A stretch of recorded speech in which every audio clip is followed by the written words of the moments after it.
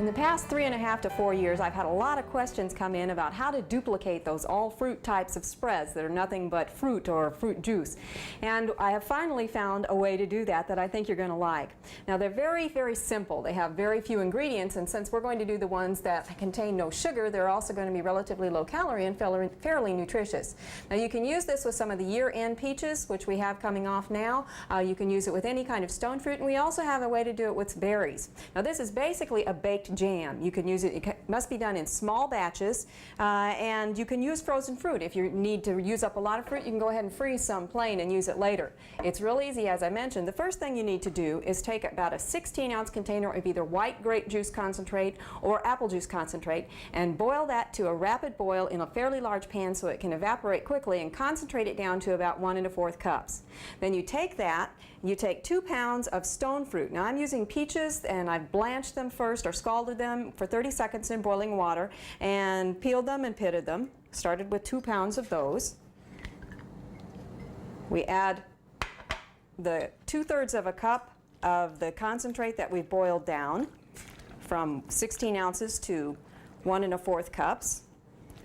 We stir that together. Now, if your peaches are going to sit for a little while, you can go ahead and add some fruit fresh to it, but they're not going to brown after the jam is made because of the cooking process, which will destroy the enzymes. So if you're going to go from peeled and chopped directly to the oven, then there's no need to add the fruit fresh or the ascorbic acid to prevent the darkening.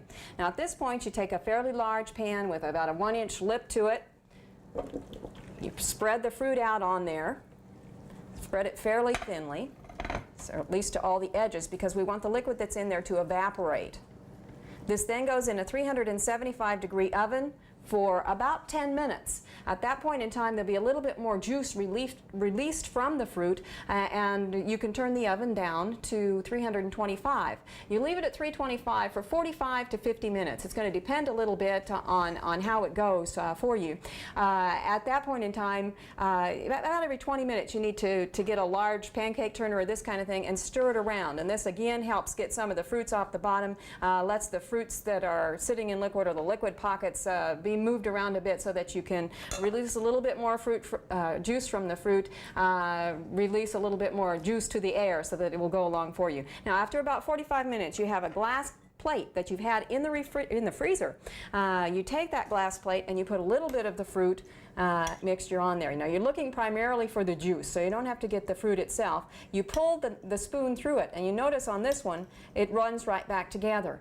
After 45 to 55 minutes, when you pull this through, it will stay separated, and so that's at the point when you're done. If it's a little bit too thick when you get done, you misjudged it after it's completely cooled, put it back in, warm it up, let it add about a teaspoon of water until you get it to about the consistency you like. If it's not thick enough, just heat it up and let it cook for another 20 minutes or so. For Oklahoma Gardening, this is Barbara Brown.